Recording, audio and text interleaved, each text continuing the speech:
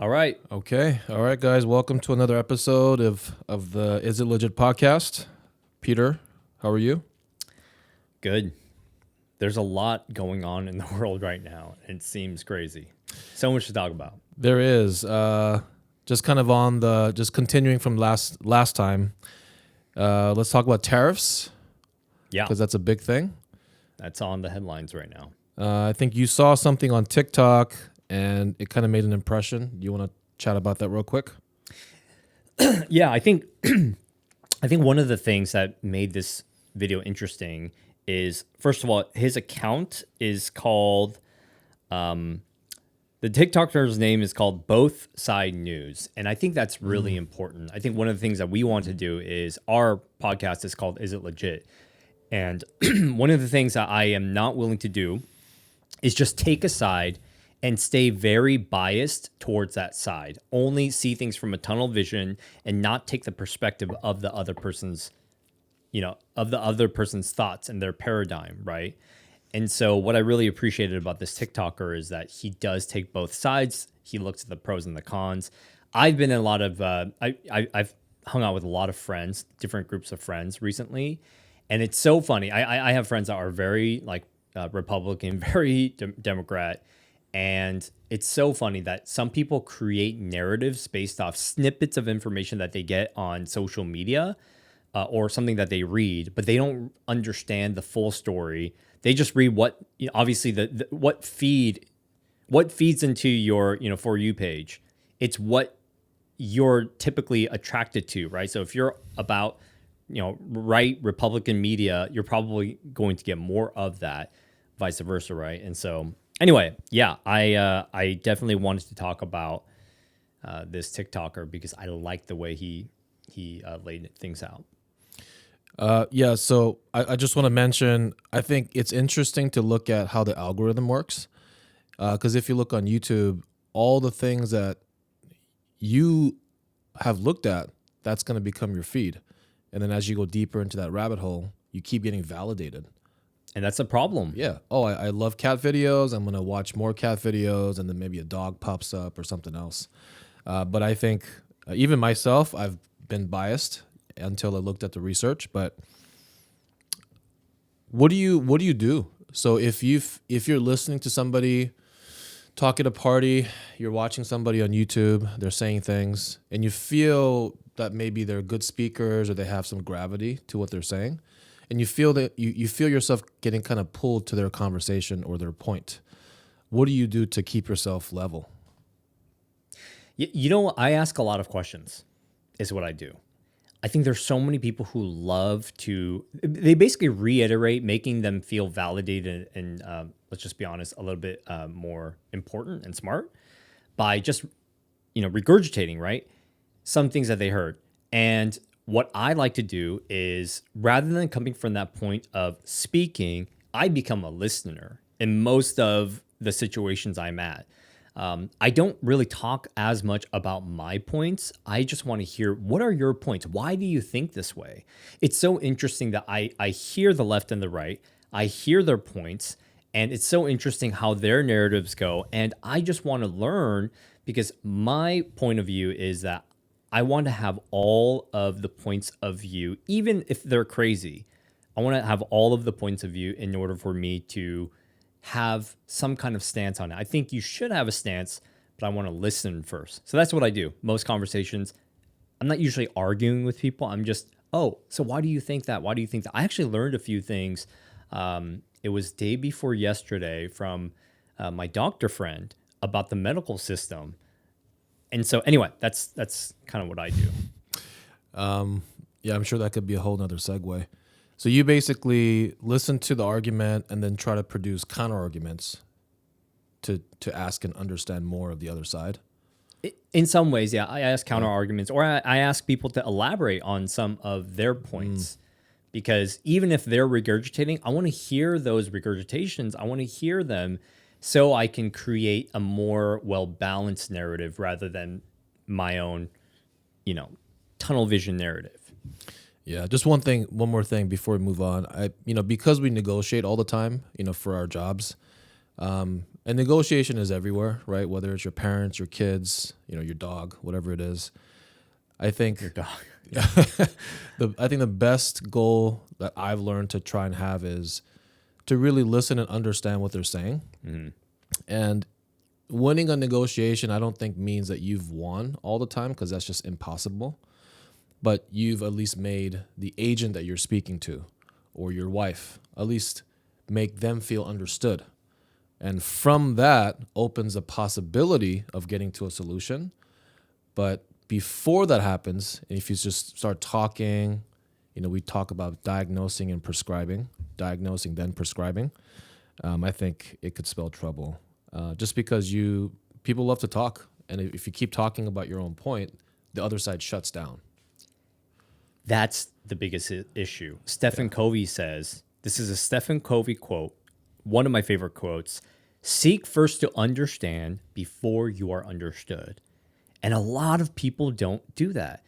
Honestly, we get along with a lot of people. We get along with a lot of clients. We get along a lot, with our friends. And I think the reason why is because we're very good at listening first. They must feel understood before they can understand. Right. Okay. Okay. So that TikToker made an impression on you, and the topic was, are tariffs actually good or bad for Americans? So the problem is people watch or read snippets of info on tariffs and create a narrative based off likely biased articles, because one person is writing an article and that's how they think. And maybe people are unwilling to hear the other side. So we'll kind of do like a pro and a con. So I could say tariffs are great as a pro. So this is repeating what this TikToker said. So there's a pro and a con. So the pro is tariffs are great. The con is increased prices for our consumer. It's actually increasing prices for our consumers, not taxing other countries. So that's the biggest narrative. It's the biggest headlines right now. What he's doing is wrong because that's only going to increase our prices, because you're actually taxing us than them. Because if there are tariffs, then it's going to ultimately end up in the consumer increasing prices to pay for some of these higher tariffs. Yeah, at least on the short term, for sure. Yep. So keep going. Yeah. Another pro, they don't increase all prices, just items made in other countries. But a lot of items are made in other countries. And that's the problem. So another pro. So that's the problem, which is tariffs are trying to fix by increasing the prices for companies who import their products from other countries. It incentivizes them to bring their manufacturing back to here, America. Con, you can't have more avocado you can't move avocado manufacturing to America. Right. Another pro. But a lot of companies have left America the last 40 years, and a lot of Midwestern towns are struggling because of it. Con, companies left because it's cheaper to build things in other countries, because it's cheaper to build in other countries because they can resell the products back to Americans at cheaper prices, and the consumer wins.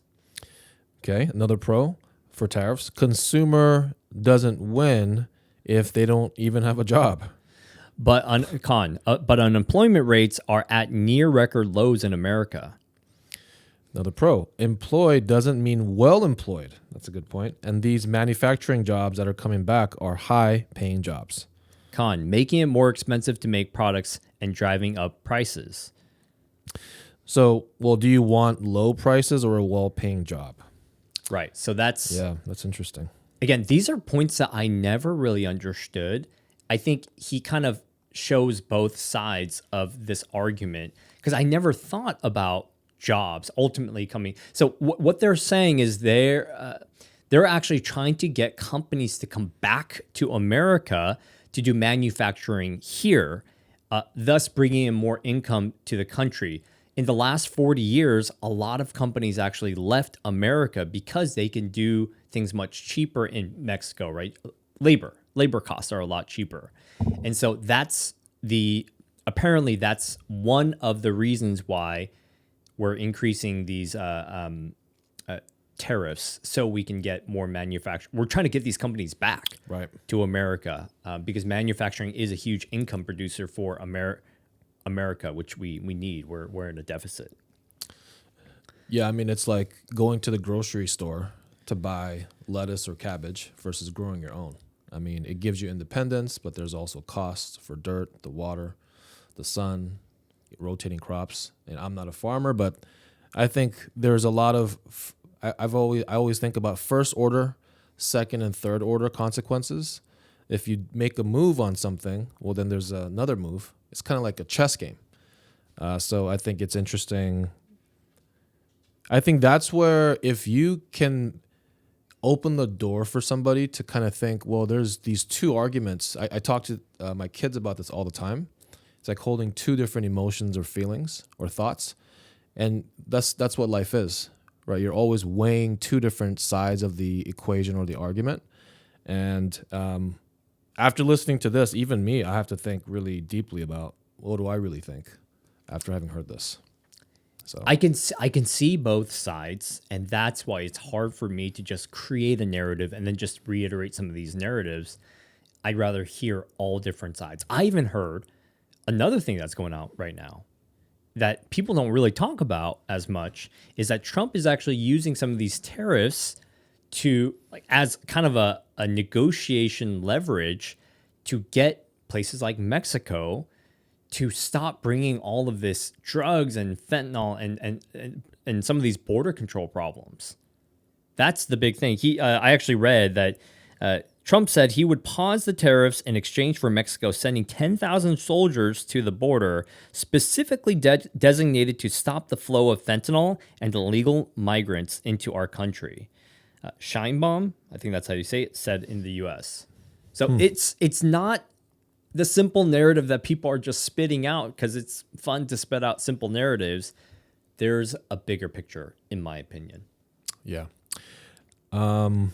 Okay. So tariffs really are taxes in some ways. And that reminds me, we've also been thinking a lot about inflation and how the lifestyle costs are getting really out of hand, right? Yes. So depending on what we buy from other countries, which then the price could go up due to tariffs and other rebound consequences, it will probably affect how we live because our dollar might go further or be stronger or weaker, right? What are your thoughts on inflation? And I know we are in a position to talk to people about their finances very personally. I think that's a kind of an honor and privilege. But what are you saying in terms of how you think this is going to affect everyday people? First of all, another interesting question. I'm not going to get into this. Another interesting question would be how are tariffs going to affect inflation? If you saw the stock market recently, you saw it do a big drop. Yeah. And I think it's because of all of these tariffs. And now we're talking tariff wars, right? So Canada responded. Mexico also responded. Yep. We're not going to get into that. And so we could have more inflation. Now, getting into inflation, one of the things that I found very interesting was if you look at how much $1 million it was back in the day, in the 1980s, $1 million in 1980s was a lot of money. That same $1 million is actually in 2025 because of inflation. It equates to 3,830,157 today. So that's how much of a difference it made. Yeah. Again, we see 3% inflation, 4% inflation, but we have to understand that over time, 2 to 3% accumulates, and we realize, oh wow, $1 million is not enough anymore. And so I think inflation is getting out of hand, and I think we have to recalibrate how much we actually have and how much we actually need in order to survive here in a lot of places in America. Where do you think that comes from? It's like, if I'm a millionaire, I'll be good. My life is set. Do you think it comes from the fact that it meant a lot more back then? Because nowadays it's just not enough. Yeah.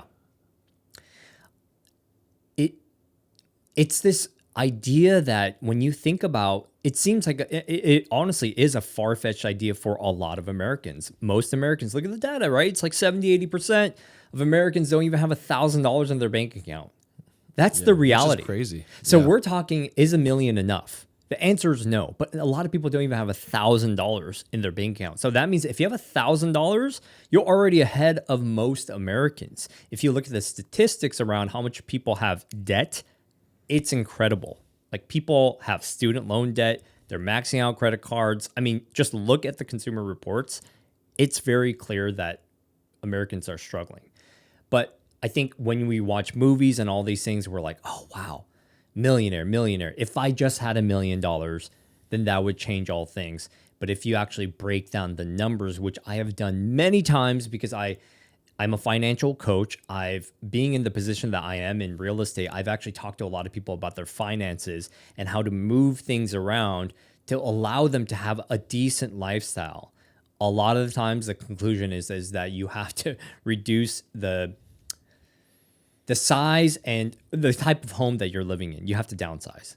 You can't buy too much home, not max out your pre-approval just to get a home, because unfortunately that leads to you taking a lot longer to accrue more wealth. What if I don't like that answer?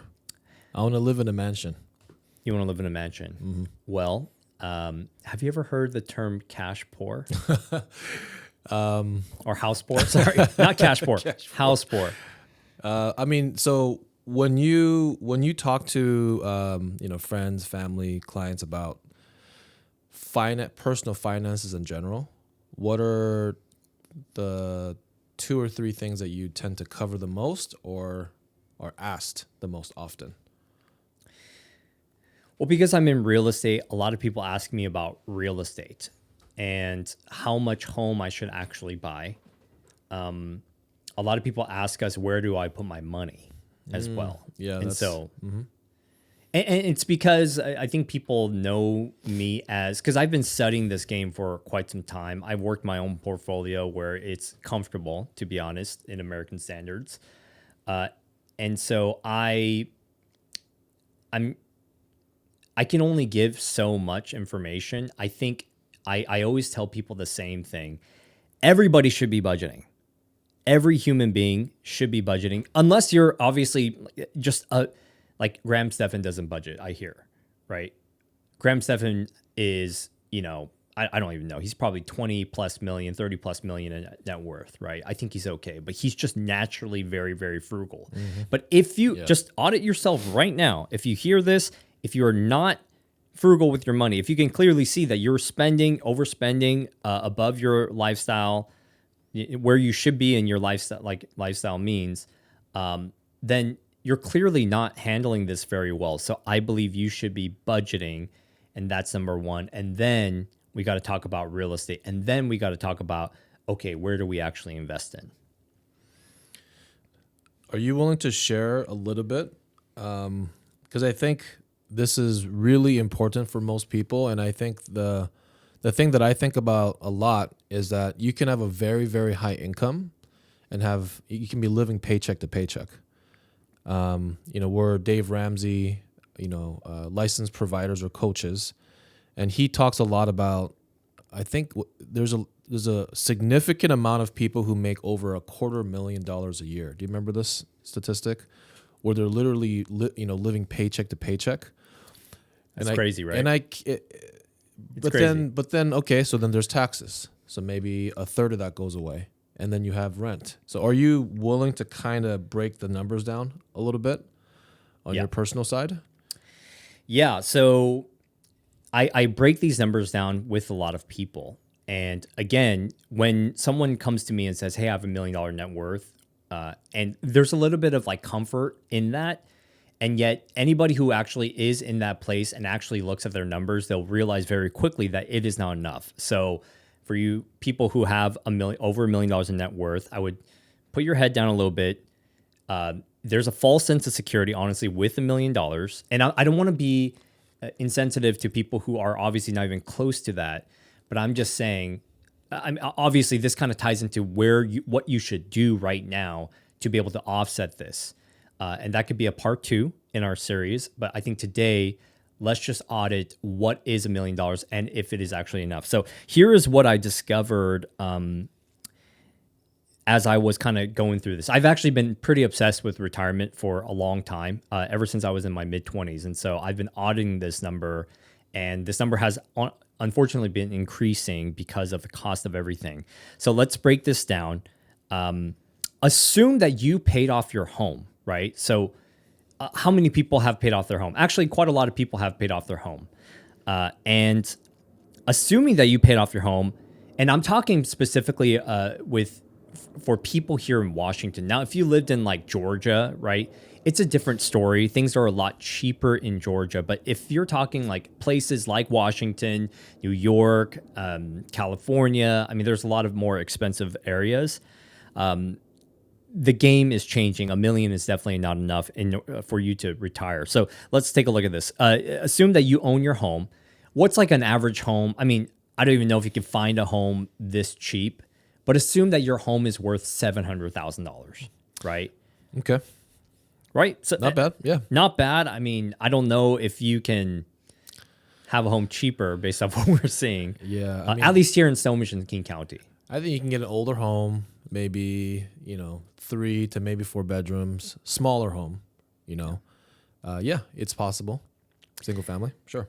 And a lot of older people do have like older homes. Mm-hmm. Anyway, so if you have $700,000, that's okay. So let's just say you had $1 million in net worth. That's $700,000 right there off of your net worth, right? And a lot of people have done this because we've appreciated incredibly in the last 10 years, right?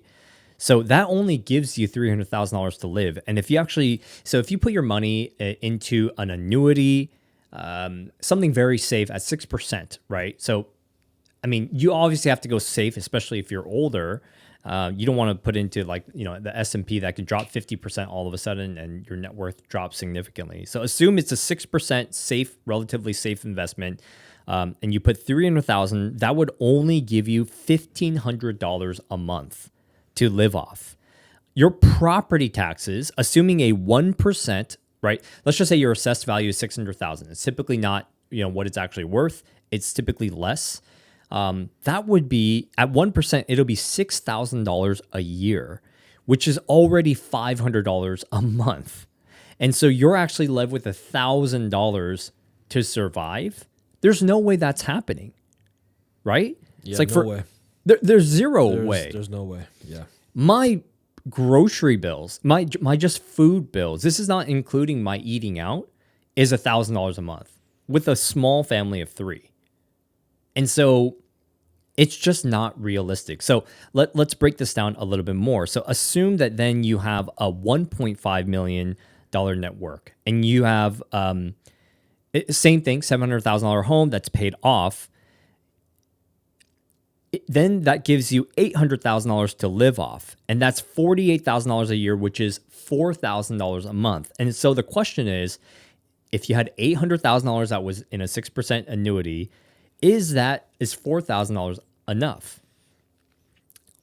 Would you say that that's enough based off of your family and your lifestyle? No, definitely not.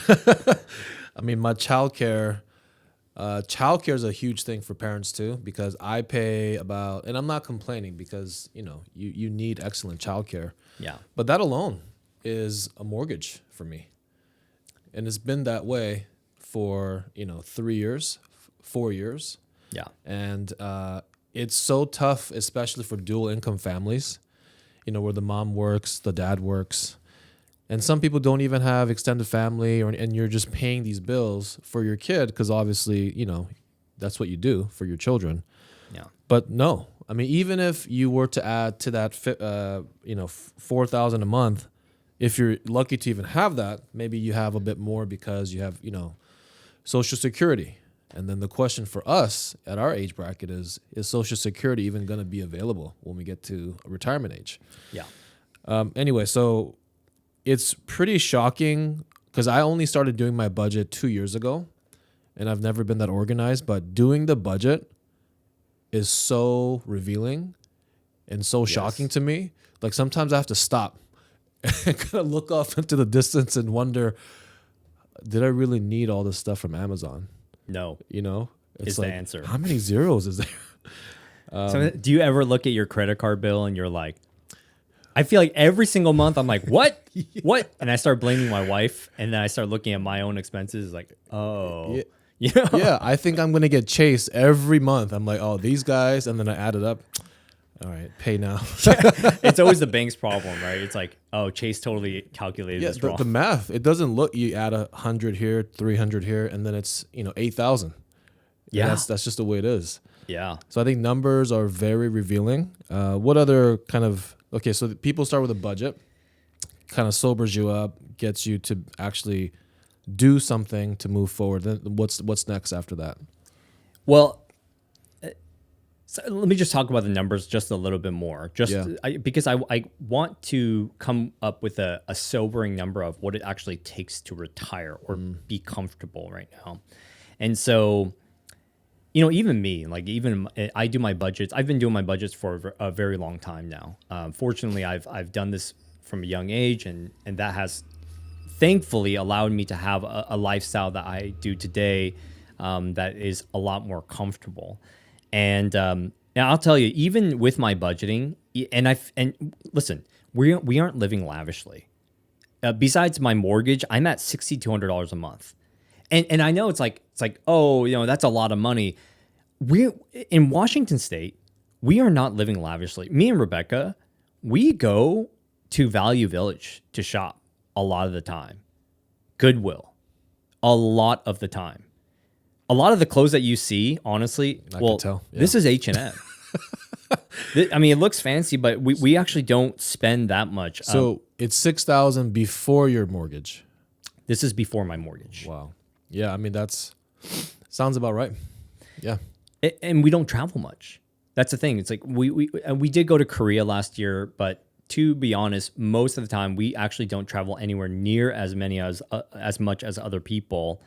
And I mean, we do invest in like food, like good food, and that's why we spend $1,000 a month. A lot of people can live off less. Yeah, no, you but have to. That is one thing, because I'm in the position I am in, is I do invest in my food, which gives us more energy. We're healthier to be able to produce more. But let's just break down some costs of an average family. Please, yeah.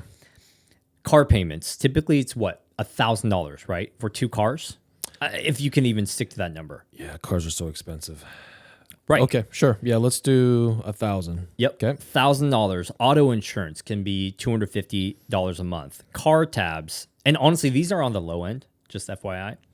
Car tabs, $90 a month. Property taxes, based off a $600,000 assessment at 1%, is $500 a month. Food groceries, I'm going to put $1,000 a month. Eating out, $500 a month. Personal purchase, $500. Health insurance, $700. Healthcare costs, $500. Utilities, $600. Miscellaneous, $800. And I'm just putting miscellaneous because, trust me, our miscellaneous budget always hits. There's just various things. You got to pay for your gas. This is including gas, haircuts, among a lot of other things. Traveling, $6,000 a year. Is that even enough? Like, can you do a trip of 4 people, a few trips for $6,000? Probably not. But let's just assume $6,000. That's $500 a month. You are already at $6,940 based off a relatively conservative budget for a Washingtonian or a state like. I think we rank. I just saw a post on Facebook. I think we rank the third worst or highest cost of living in the U.S. Like we're third to be the highest. And yes, the income is good, but also it's just like you have to make so much and work so much to even break even. I mean, even for this example, I was just doing some math here. Even if you take away traveling, okay, whatever. And then you take away miscellaneous. Okay, I don't have a life. I don't get to buy anything besides feed my family, put gas in, pay insurance. I mean, that's still like $5,000 a month. And we haven't added rent payments or mortgage. That's assuming no mortgage. I mean, even rent. I mean, I used to pay in Seattle, 1 bedroom, 600 square feet. I used to pay $800 a month. That was my first place in Washington. It was an apartment complex called the Barbie, Oh, and it was $800 a month. And I'm sure it was. it was tight. It was tough. It was but I mean, right now that same place, I can guarantee you that same place would cost at least Double. 1,800. Yeah. Yeah, more than double. It's crazy. It's crazy, and it getting to the bottom number to actually survive. This is I'm assuming I'm more talking for even older people who are just trying to figure out how to retire, right? This is assuming they have no mortgage. You would basically need 1.4 million to get $7,000 a month to cover all of your expenses based off I feel like a reasonable budget. Okay, you're talking $7,000 a month. That's $1.4 million invested into the market, assuming no mortgage. So your net worth, assuming a $700,000 house, needs to be at around $2 million to have a meager retirement. And that's the sobering reality of our world right now, especially here in Washington. You may be able to do it cheaper in other states, but definitely in Washington and places like this area, you need to have way more than you think. So. And a lot of people have rolled in their equity from their previous, so when you buy or sell a property, a lot of times you're able to put down 20% or 30% because you might be lucky to make that much and save up 20% on top of everything. But it's a lot of the time rolled in equity, right? Yeah. I mean, I just looked at a property that was selling for 1.4 in Sammamish, and I saw when it was first sold in 1978. Can you guess how much it sold for? Like, this is a real number. $68,000. Right? So it's like, yes, things are getting more expensive, but also the dollar is going down, due to inflation. And it's so tough when we talk to young people. It's like, how do young people, what do young people shoot for then? I don't have a home handed to me by my parents. What numbers do I need to shoot for to actually be able to retire and live comfortably? The problem is targets changing every single year. Yeah. And so today I could say $2 million to live a meager life, assuming you pay off your mortgage in 30 years. So that $2 million includes your value of your home? The net worth. Okay. So that includes the value My of your home's home. worth $1.2 million, and then I have $800K saved, $2 million, something like that. No, because if it's worth $1.2 million, then you should then reduce your home to like a 700. Like, honestly, you have to go through these numbers.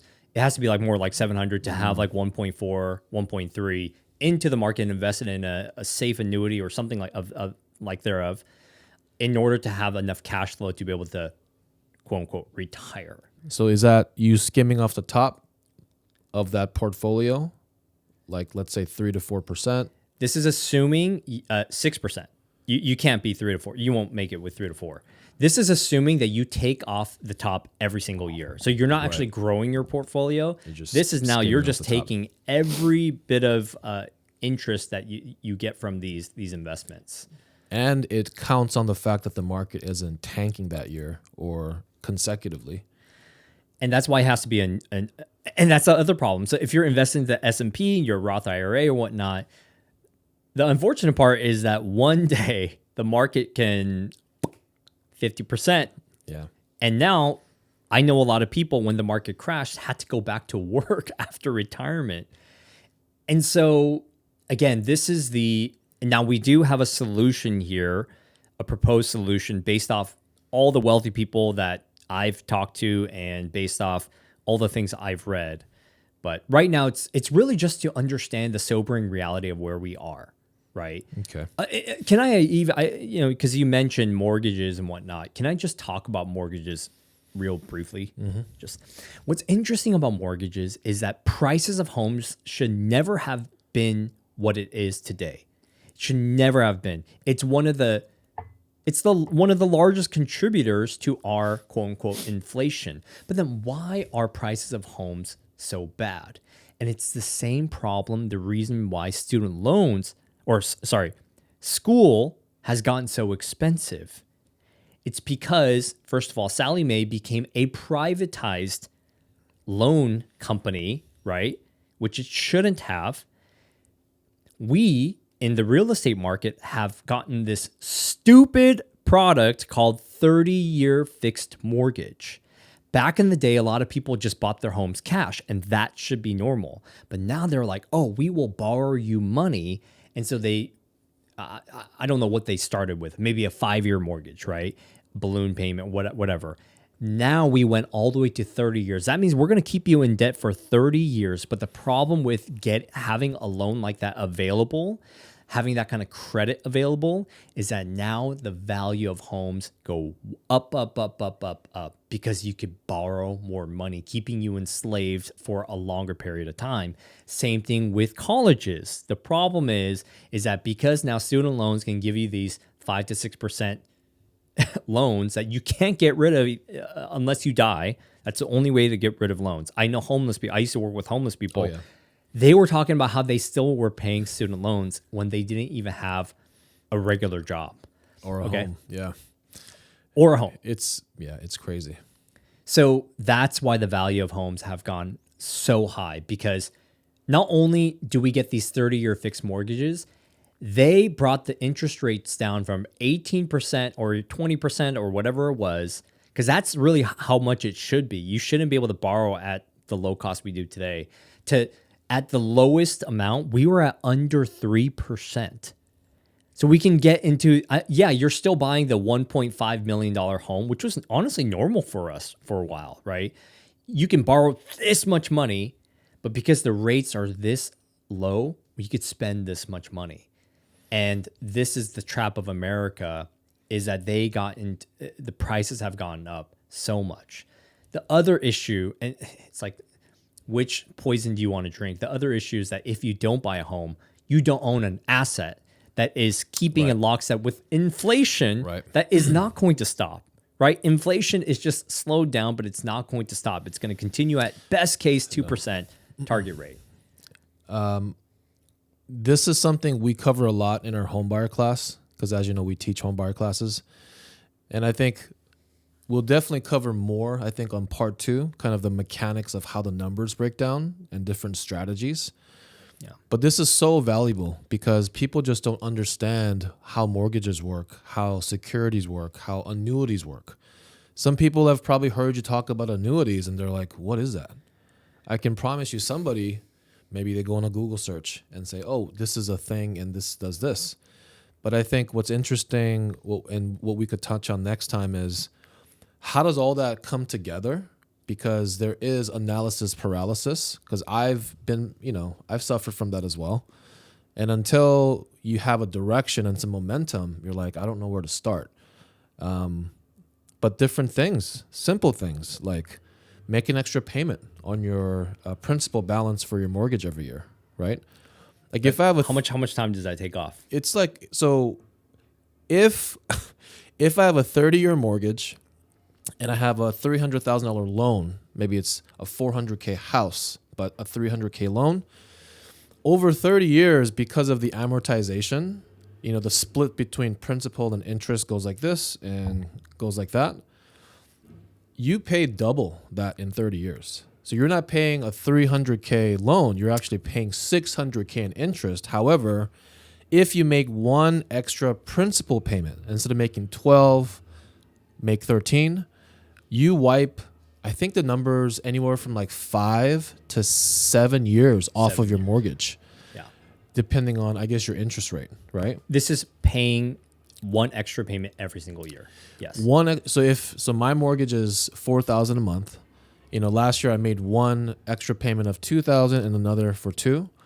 And if I look at the amount of interest I paid over the last 2 years, it's a lot of money, and only a portion of that is principal, right? Yeah. So I think we'll definitely get into some of the mechanics, next time. But is there anything that you want to close with? Any final thoughts here? I just want to encourage people that we have to get creative. We have to work harder. I know we're tired. I know we don't have the extra money to be able to make an extra mortgage payment. We don't. I totally get it. In this day and age, I believe we all have to sober up as quickly as possible. Don't get arrogant with what you have. Some people, they may have $10,000 and they may be like, oh my gosh, I'm so safe. I'm secure. Some people have 100, some people have even up to $1 million and they feel secure. And with where inflation is going, that's a false sense of security. $1 million is not enough in America anymore, at least for Washingtonians and places like this. Now, it's different, but I just want people to, I don't mean to be discouraging. We have to make a move now. And I think that's going to be the part 2 is what do we do to actually get out of this rat race? How do we actually make it? And you have to get creative. And there are ways to do it. The number one thing I'll say, just the one nugget that I'll leave with everybody, budget. You have to know your numbers. If you don't know your numbers, Dave Ramsey and a lot of wealthy people say, if you don't want your money, it'll leave you. Like anybody who has budgeted will realize, oh my gosh, how many companies have charged me double charged me? How many companies have charged me for things I didn't even pay for? Sure. How many scammers are actually charging $40, $50 without us knowing? There's so many holes that you catch when you are budgeting. And that's what I would encourage everybody to do after hearing this podcast, at least as a starter to get out of this ridiculous dynamic that's happening in America. Yeah, I love it. Yeah, I think we'll talk about what to do, how to do it, and then maybe some nuggets on how to chase that information down. But yeah, thank you for joining us. That was another great episode. Yeah, and everybody who's watching, we are taking time out of our busy days to do these episodes, and we ask you guys to please just hit that like button and please subscribe to our channel, and we will continue producing more of these videos. So thank you, everyone.